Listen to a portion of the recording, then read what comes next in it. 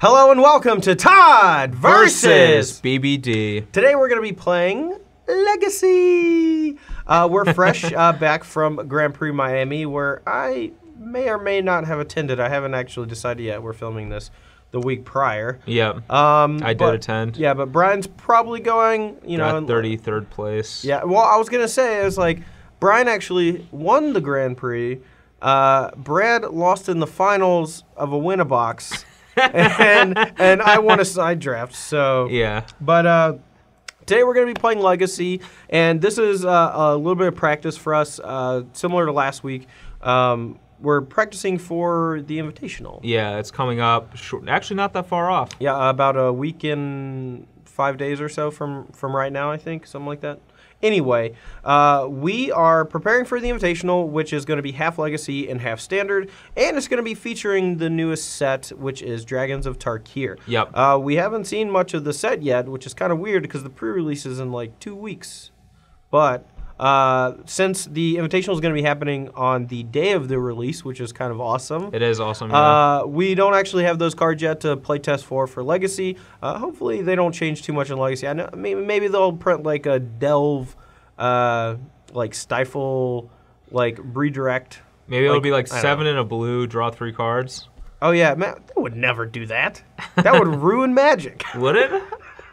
Anyway, we're going to be doing a deck tech today on the deck I'm going to be playing in the video, which is Food Chain. And Food Chain is a deck that has been around for a while simply because the combo with Miss Hollow-Griffin and Food Chain is just a 2-card combo to make infinite mana, although you can only use that mana to cast creatures. So this deck is going to be very creature-centric with a couple of cool things tossed in, but let's go and take a look at it, and I'll give you a brief explanation on why things are in the deck.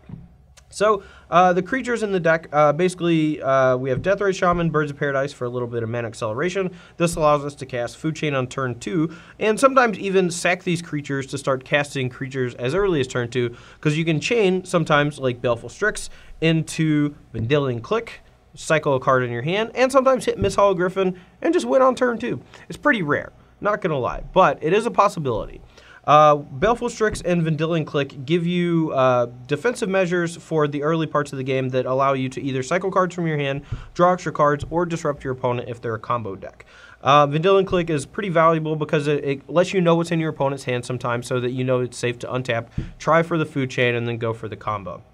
The rest of the deck is kind of combo-centered. We have Brainstorm, Manipulate Fate, which is... You might have to read that one. Yeah, I had to read it. Yeah, Brian had to read it. But search for 3 cards, any 3 cards in your deck, and exile them, and then draw a card, which is perfect for Miss Hollow-Griffin because, honestly, being in the exile is just as good as being in your hand because you can cast it from exile, which is kind of cool.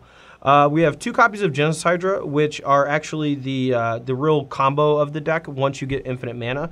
The way it works is you get infinite mana, Miss Hollow-Griffin, Genesis Hydra for your entire deck.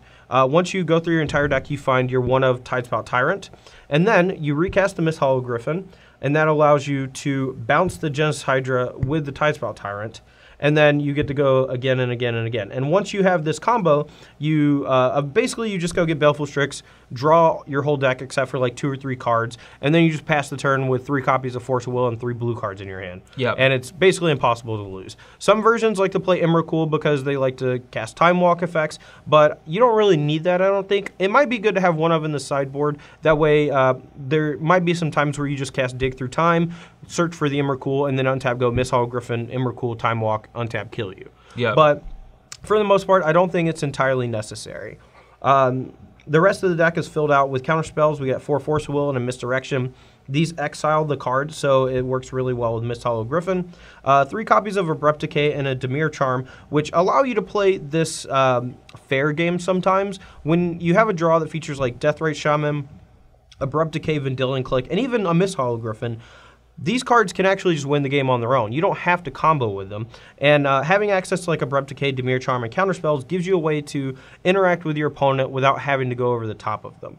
They also make cards like Dig Through Time much better.